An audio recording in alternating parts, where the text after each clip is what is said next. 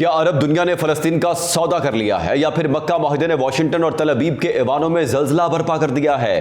اگر آپ سمجھتے ہیں کہ عرب خاموش ہیں تو تاریخ اب بدل چکی ہے۔ کیا ترکی اور اسرائیل اب آمنے سامنے آنے والے ہیں؟ اور کیا پاکستان، ترکی اور سعودی عرب کا یہ نیا فوجی اتحاد مشرق وسطیٰ کا نقشہ ہمیشہ کے لیے بدل دے گا؟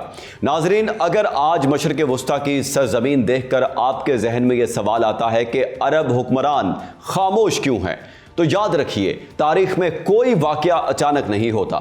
1897 کی باسل کانگریس سے لے کر بلفور ڈکلیریشن تک اور 1948 کی بغاوت سے لے کر ابراہم اکارڈ تک جس فلسطین کا سودا بند کمروں میں سفارتکاری کی آڑ میں کیا جاتا رہا، 28 فروری 2026 کے بعد وہ کھیل ختم ہو چکا ہے۔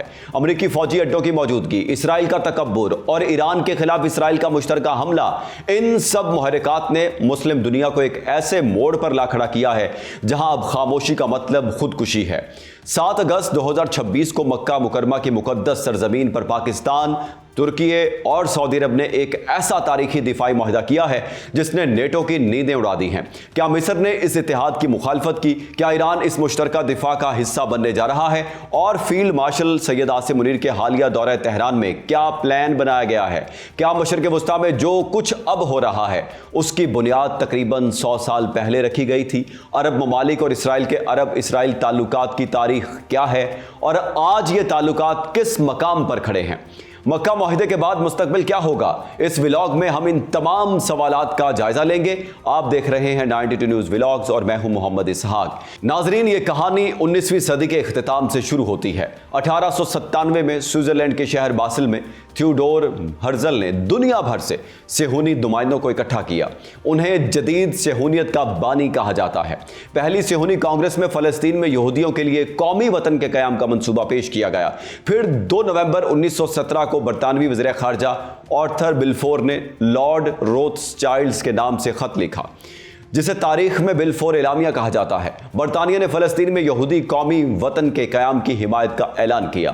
پہلی جنگ عظیم کے بعد 1920 میں لیگ آف نیشنز نے فلسطین کا انتظام برطانیہ کے سپرد کر دیا۔ برطانوی دور میں یورپ سے یہودیوں کی بڑی تعداد فلسطین منتقل ہونے لگی، جس سے مقامی عرب آبادی میں تشویش بڑھتی گئی۔ پھر 1947 میں برطانیہ نے مسئلہ فلسطین اقوام متحدہ کے حوالے کر دیا۔ 29 نومبر 1947 کو اقوام متحدہ نے قرارداد نمبر 181 منظور کی، جس کے تحت فلسطین کو عرب اور یہودی ریاستوں میں تقسیم کرنے کی تجویز دی گئی۔ اس وقت عرب آبادی تقریباً 67% تھی، لیکن اسے تقریباً 43% زمین دی گئی، جبکہ تقریباً 33% یہودی آبادی کے لیے 56% سے زائد رقبہ مختص کیا گیا۔ یروشلم کو بین الاقوامی انتظام کے تحت رکھنے کی تجویز بھی دی گئی۔ فلسطینیوں نے اس تقسیم کو ناانصافی سمجھا اور اپنی آبائی زمین چھوڑنے سے انکار کر دیا۔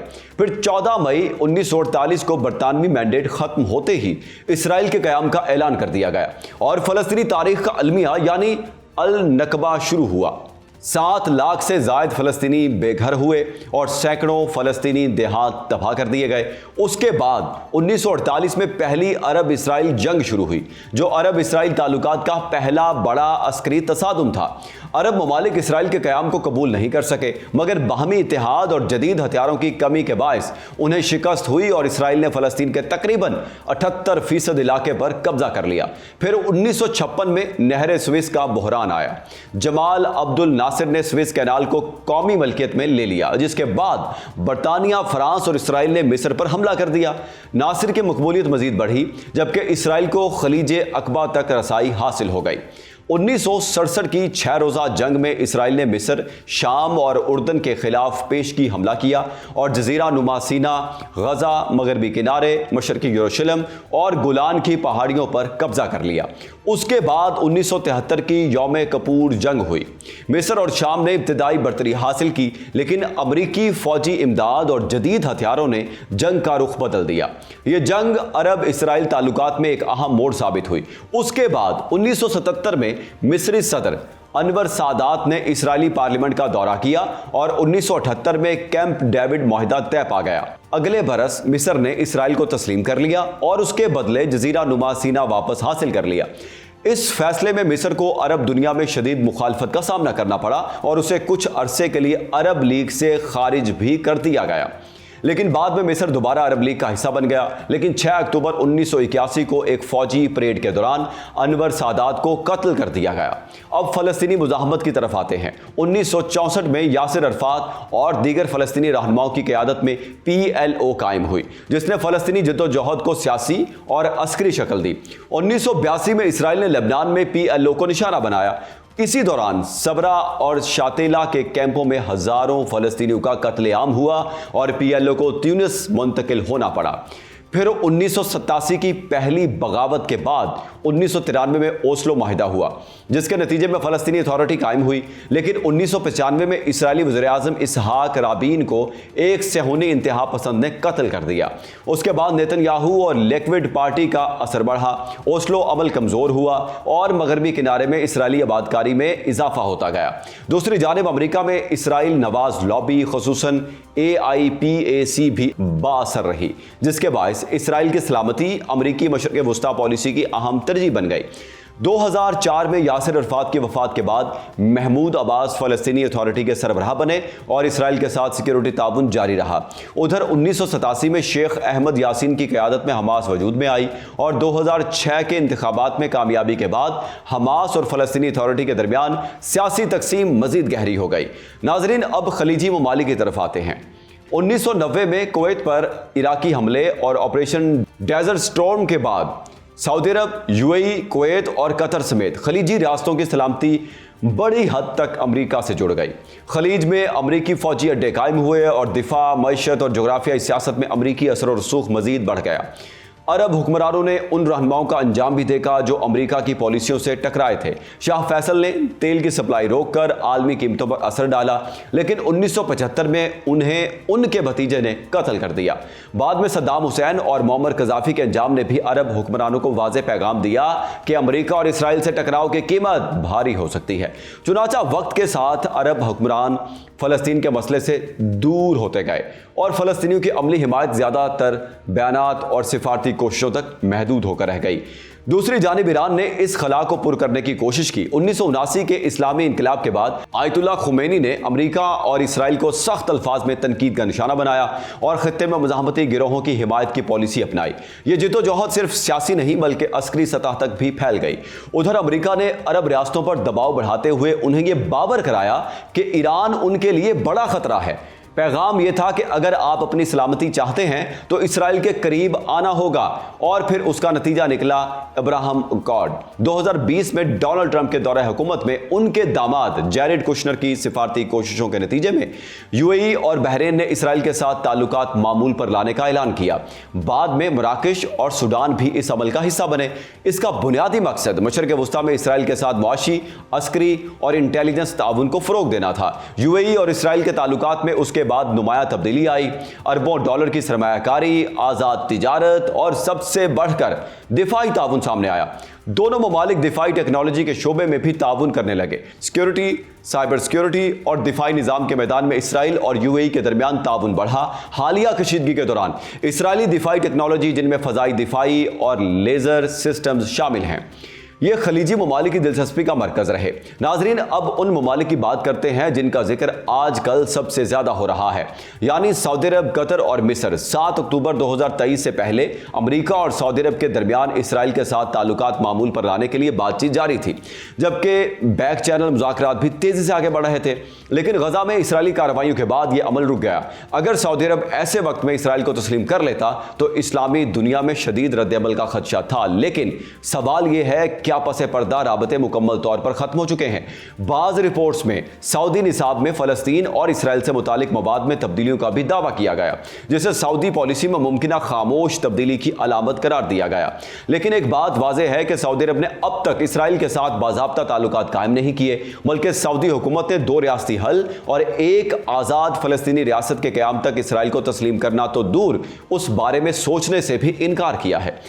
नाजरीन, अब बात करते हैं कतर की। कतर का किरदार हमेशा से पेचीदा रहा है।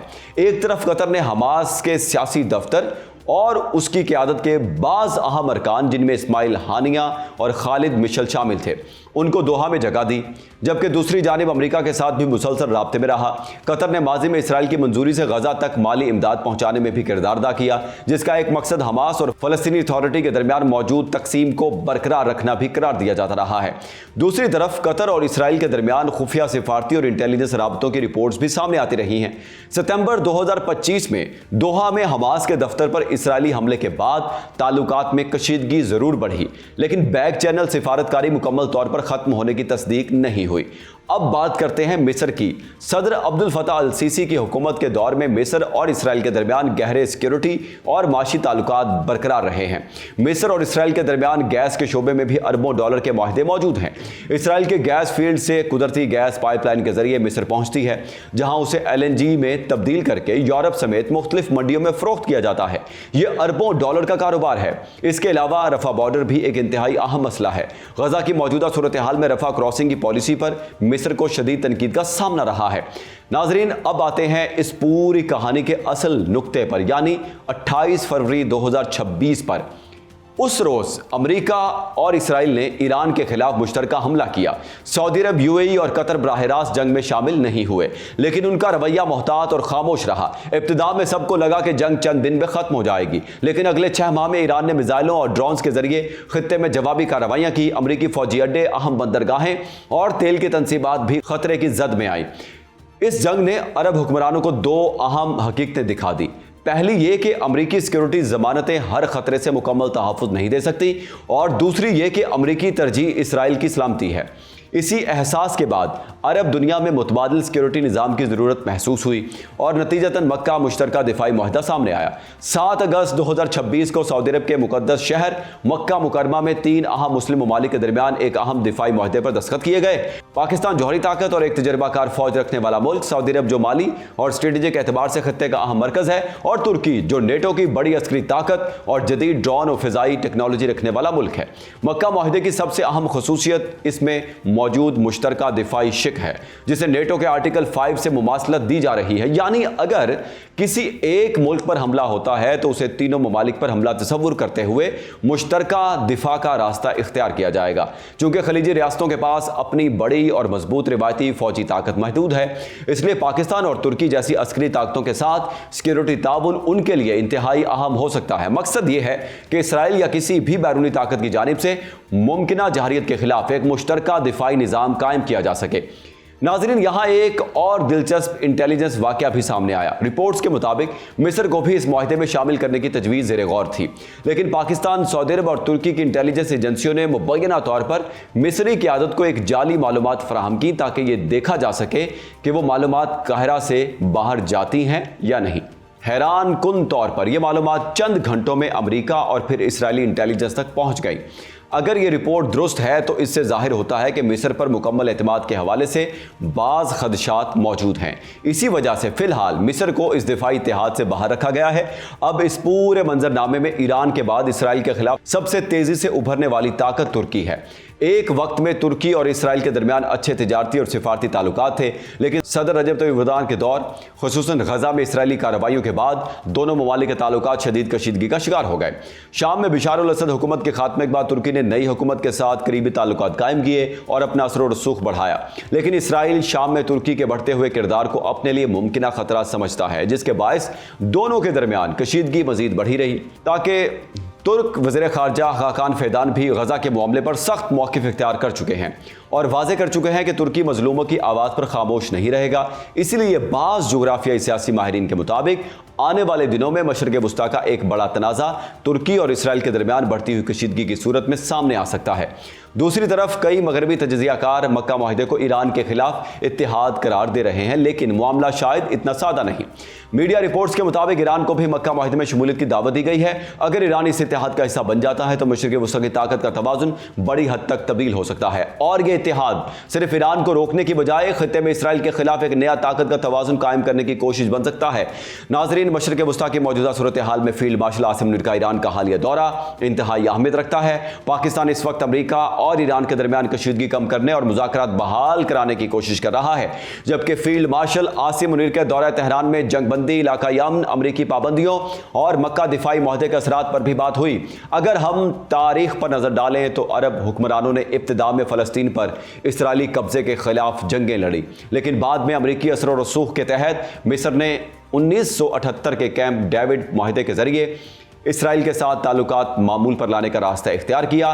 پھر ابراہم اکارڈ کے ذریعے دیگر عرب ممالک میں بھی اسرائیل کے قریب آتے گئے، لیکن اب ایک بار پھر صورتحال بدلتی دکھائی دے رہی ہے۔